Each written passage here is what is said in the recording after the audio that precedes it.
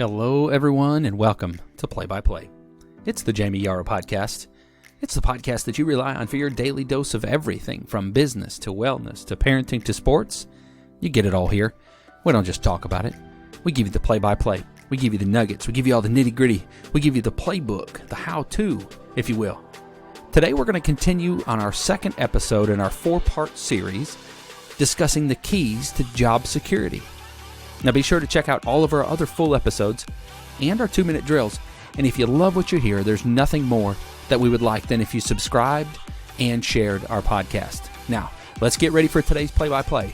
I am Jayme Yarroch, and kickoff is counting down.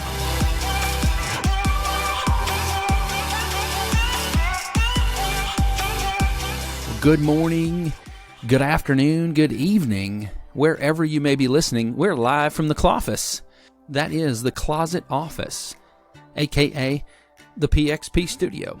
It's a full episode, number 55. Today's episode is part 2 of a 4-part series, and we're dealing with the job security in uncertain times. Now, these 4 episodes will be covering 6 topics. It's going to help you keep your current role, or if that's not in the cards, help you prepare for whatever that next role is in your life. Now, if you missed yesterday's episode, be sure to go back and check that out. You can listen to them independently. You won't miss anything. They don't necessarily build on each other, so you can listen to them independently or out of order. But there was some great information that we shared in that episode.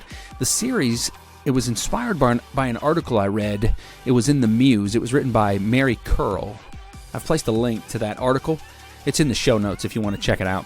We've taken that article and then we expanded on it to provide you with an in-depth series on this topic.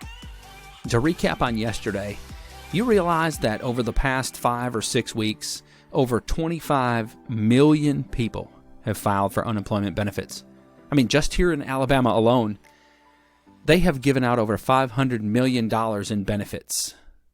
Now, those are huge numbers, and when you think about those, they may not really resonate. So let me explain to you. Let me show you a difference. Let me show you what it was and what it went to, and that'll help to illustrate how big of an issue this has become. On March 14th, Alabama Department of Labor processed 1,800 claims. So that week, there was 1,800 claims for unemployment benefits. On April 25th, that number rose from 1,800 to 74,000. So it is a big deal. And what does it mean for you? Companies are making massive changes. And if not you, we all know somebody that's been affected by the volatility that's in this job market. Yesterday, we used an acronym from LaTanya Wilkins. She's an executive coach, and the acronym is RAFT. And it stood for these 4 things. And go back and listen to the episode. We really expanded on each one. But the 4 things were resilience. That's being tough and being fearless, being strong in the fight. Adaptability. That's how to handle change with professionalism. And then flexibility. That's when you wear all these different hats, right? How many hats are you wearing? Can you come up with solutions? Can you think outside the box? And then the last one was thoughtfulness. Be kind, be considerate, acknowledge the stress that everyone else is under. So that was yesterday. That was RAFT. Today we're going to dive into something a little bit different. I'm going to illustrate the need to be a creative and out-of-the-box thinker. Now, as of this recording, the restrictions are being lifted in our state here in Alabama. We're starting to see businesses be allowed to open back up with some varying level of limitation on each one, depending on what industry they're in.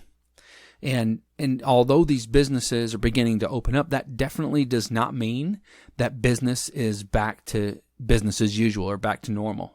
I mean, frankly, I don't think we're ever going to get back to a pre-COVID-19 environment the way, at least not completely. Too many things have changed, right? Too many businesses have experienced hardships, and they're just not going to go back to the way it was. Number one, they don't want to go back through that pain again. I predict that businesses we're going to see some changes.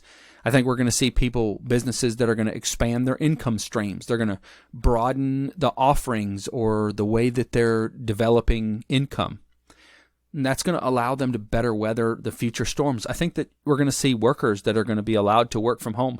These businesses that thought that remote workers or working from home was not a viable option, I think that they're going to see that it does actually work in many cases.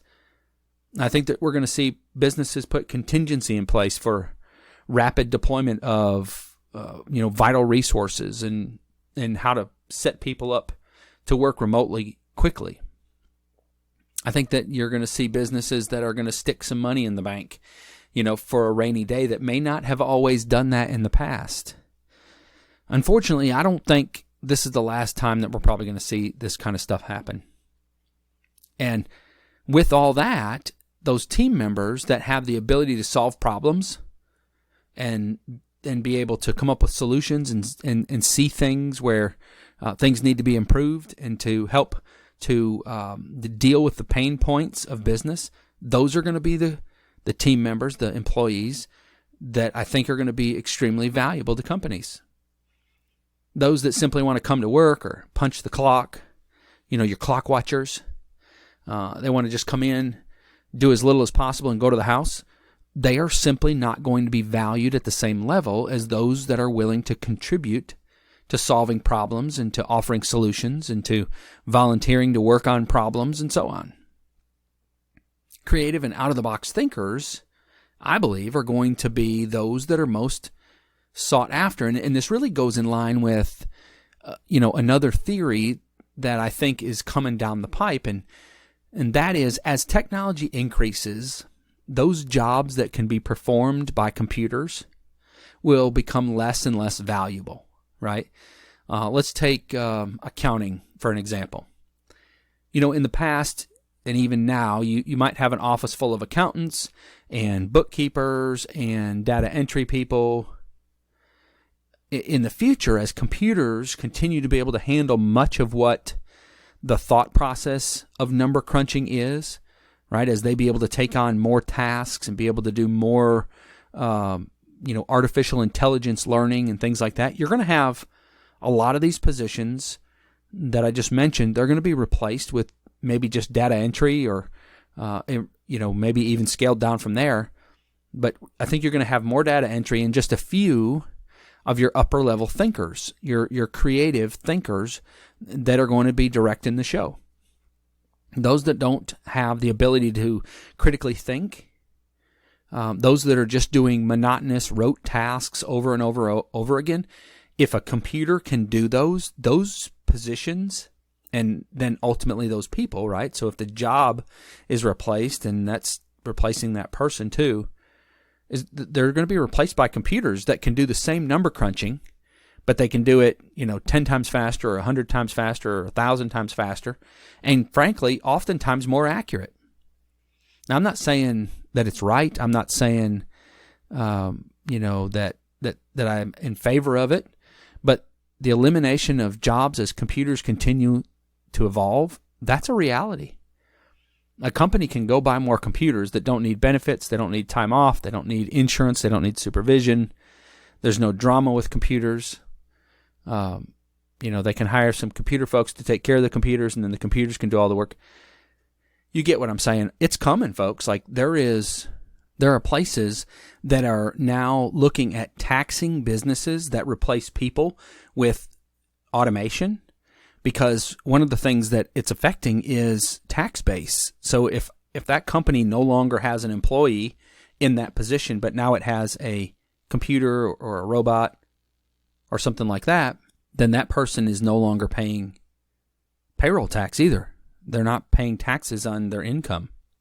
And that's starting to affect the tax base in some areas. So this is already a real issue, and I think that we're just going to continue to see it evolve. And so, going back to our point, creative thinkers and problem solvers, those are the ones that computers, it'll be a long time before a computer can do the things that a creative problem solver can do. Artificial intelligence is amazing, but it can't replace someone who can see a problem and come up with a solution and implement that solution. So you might be asking, well, that all sounds fine and it's plausible, but practically, what does this look like for me? What does it mean to be a thinker? What does it mean to be a problem solver in my environment? So let's take a look at that. Let me give you an example. When a problem comes up in your workplace, are you one of those people that rolls up your sleeves and jumps in and helps to develop a solution? Or do you wait for somebody to ask you to help? Do you take the approach that, it's not your place until you're asked? You might say, well, I'm told to just stay in my lane. Okay, if that's what you've been specifically told, then fine. But have you been proactive to offer assistance? Have you identified issues in your own workflow that could be improved upon potentially?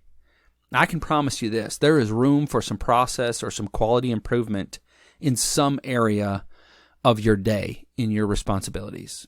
Have you identified those things? Have you looked at just your piece of the pie and then been proactive enough to draft some potential improvements or some solutions and then present those to your supervisor? That's what I'm talking about. Like, are you sitting back, waiting for things to happen, or are you being proactive? Are you diving in to help be a problem solver? There's no riding the fence on this. Either you're part of the solution or you're part of the problem, right? And so you want to be part of the solution. If you're not being invited to the table when problems need to be solved, perhaps that's because you've never shown yourself to be a creative thinker that wants to be at that table. I found that most people have great ideas. Even people that think, well, I'm just not a problem solver. I just, I don't come up with ideas. Those people, they have good ideas. They just keep them bottled up. Sometimes they don't know how to get them out. Sometimes maybe in the past they've been shut down by a leader. I'm not even going to call him a leader, a manager or a supervisor who was intimidating or who was, their approach to people offering suggestions was less than desirable. You know what I'm talking about? You've worked where people don't listen to other people's ideas and they jump down their throat, and maybe they've been treated that way in the past and they're afraid to just offer ideas. I think most people have great ideas. They just keep them, bottled up. They keep them suppressed. And in many cases, that's because it's the culture of the organization. I've worked in places like that. The managers, the supervisors, or the owners, they think that they're the only ones that can come up with a great idea. And the fact of the matter is, that could not be further from the truth, right? I always took the approach that I was going to hire people that were more qualified than I was, and that I was going to give them the tools that they needed to do their job effectively. I was going to try to remove obstacles that were slowing them down, and then I was just going to get out of their way and watch them shine, right? Unfortunately, the vast majority of managers and supervisors, they don't take that approach. I love what Steve Jobs said. He said, it doesn't make sense to hire smart people and then tell them what to do. We hire smart people so they can tell us what to do. I love that quote because it's so true. Are you, if you're a leader listening to this, are you allowing your people to offer solutions and suggestions and identify problems? Or are you the only one that can come up with those? If you think that you are the brainchild of the organization and nobody else has anything to offer, you are miserably failing your people and the organization, frankly. You don't have all the answers. Your people, you hire them or they're in positions because they know what they're doing. And oftentimes those on the front line, they have a better perspective than someone sitting in an office behind a desk with their name placard on the desk that doesn't really know what's going on the front line. The valuable employee of the future will be one that is actively engaged in making the company successful and in helping them solve problems, and someone that can think outside the box. Now, I've offered this advice many times to people before, and one of the most common responses that I get is, I don't have any ideas to offer. And oftentimes what I'll do is ask some probing questions. And like I said, more times than not, they do have some great ideas. They may not think that they're significant, or they may think they're outside of their lane, or they don't know whether it would be a benefit or not. Do you know that for every good process that I've ever implemented, every a good idea that I've come up with, there was probably 20 ideas that I had to work through to get to that one. I call it whiteboarding, meaning I'm just going to throw out ideas and I'm going to work through them. It might be on paper. It might actually be on a whiteboard. It might be just in a group of people. That's what I prefer. I'd rather whiteboard with a group of people, unless it's an emergency situation and a decision needs to be made immediately. Rarely is one brain better than a bunch of brains getting together. And I love to just whiteboard, right? Oftentimes the conversation will start with a statement, something like this. Like, hey guys, this might not even be a good idea, but I was thinking about the way that we did XYZ, and I thought about an idea to make this one part more efficient. And that's how it starts, with just an idea. And I guarantee you that you have all kinds of those ideas running through your mind. Now, why you're not bringing them up, I don't know. There's probably some valid reasons. There's probably some of it is just the fear of rejection, or the fear that you don't think it's a good idea, or that it's not important, or you got to put all that behind you. If you've got some ideas, find a way to bring those up to a supervisor, to a coworker, to your manager, to a leader, somebody that you can present the ideas to. One, because it's the right thing to do. I mean, your job is to help the company be successful, and coming up with new and efficient ways to do that. That's how you help the company be successful. But two, it really helps to solidify your position of value in the company.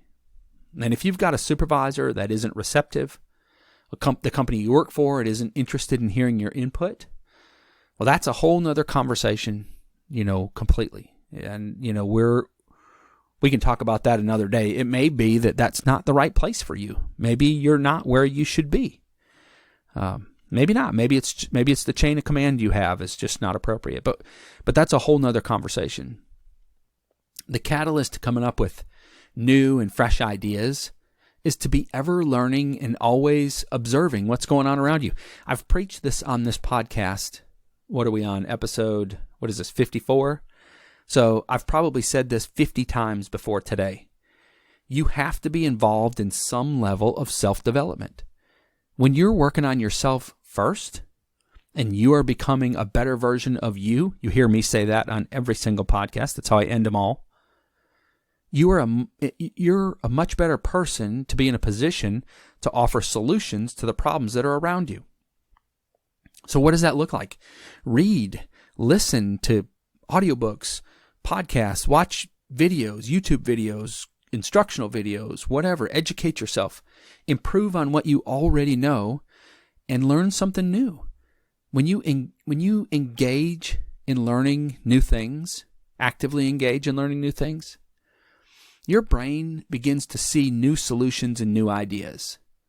Let me give you a real-world example of how this works. Think about the car that you drive right now. When you bought the car or truck that you're driving right now, do you remember what happened when you started driving it around? Probably the first day or two or three, the first week or 2 weeks or 3 weeks. What happened?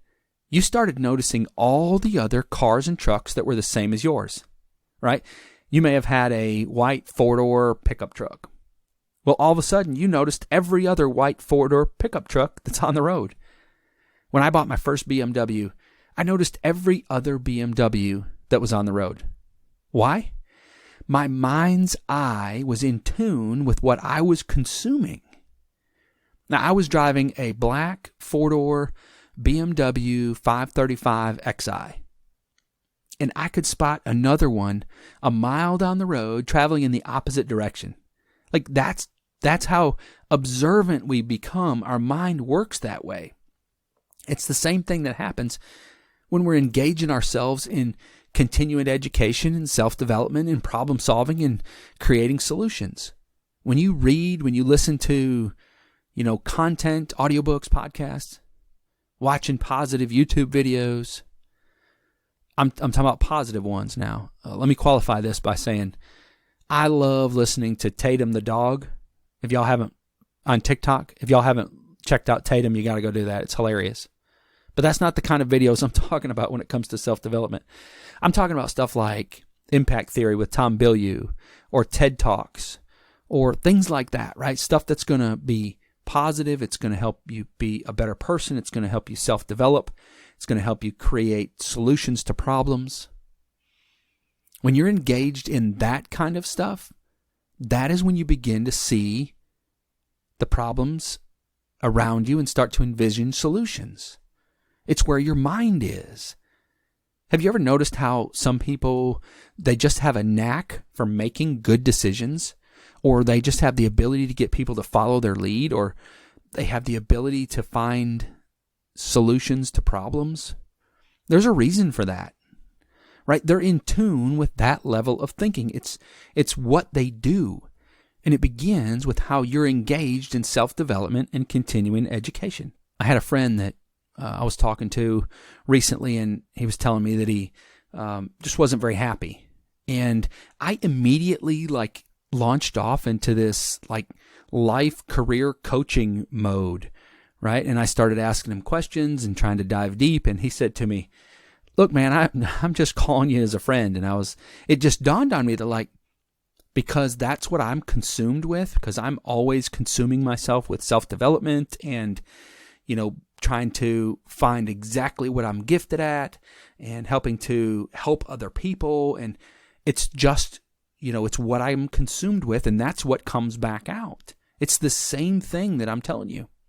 So dive into some audiobooks on your commute or when you have a few spare minutes. And check out Impact Theory on YouTube. I'll put a link in the show notes. Find some free educational courses online that you can use to improve your own skill set. If you take a class on, say, Excel, there's tons of free ones out there. I'll find a couple that I've seen or experienced before, and I'll put some in the show notes to give you some examples. If you do that, if you take a couple classes on Excel, some of the more advanced features of Excel, I guarantee you that you are going to find a way, if you work with numbers or spreadsheets or data or anything like that in your job, this would be applicable. You're going to find a way to improve on something or make something better or make something more efficient. Why? Because you're improving your own skill set. You're exposing yourself to more information, which gives you a broader base to be able to solve problems. The more information that you have, the more that you can draw from, the better that you're going to be able to offer solutions and to solve problems. When you don't have, a big bucket to reach down into from a solution-solving perspective, you don't have a whole lot to offer. But when you have a 55-gallon drum full of information and skill set, and you've got a lot, right? You can reach all the way down to the bottom of the barrel if you need to. And that happens when you engage in self-development and continuing education. When you engage and stretch your mind into the mode of learning, you're going to be able to see things that you never saw before. It's amazing. And when you do that, you're going to be a valuable, sought-after member of the team. So to recap for today, we want to be engaged, we want to be problem solvers, we want to be outside-the-box thinkers, we want to be offering solutions, we want to be looking for ways to make things better in the company. We're going to get bold and we're going to offer those solutions up even when we haven't in the past. We're going to whiteboard and we're going to do self-development. We're going to engage in continuing education so that we're not toting around a small bucket of information to draw from. We're rolling around a 55-gallon drum of information that we can pull from. And when we do all those things, it's really going to help solidify our position and give us more job security. Well, that's all the time I got for today. As a reminder, this is part 2 of 4, so go back and listen to part 1. And for a sneak peek for tomorrow, we're going to be talking about how to beat procrastination and how to get things done. The best way to make sure you don't miss future episodes is to subscribe. So go ahead right now, hit the subscribe button on your podcast. So you don't forget, go ahead and do it right now. Reach up there, hit subscribe, there you go. Now you're going to be notified every time a new podcast comes out. You won't miss them. Well, I hope you enjoyed this episode of Play by Play. And be sure to check out all of our past episodes. You can find all those on your favorite podcast player. All you have to do is search for the letters PXP. We made it real easy. Thanks for listening today. And most of all, I hope that something that was said helps you to become a better version of yourself. My name is Jayme Yarroch, and I hope you have an amazing day.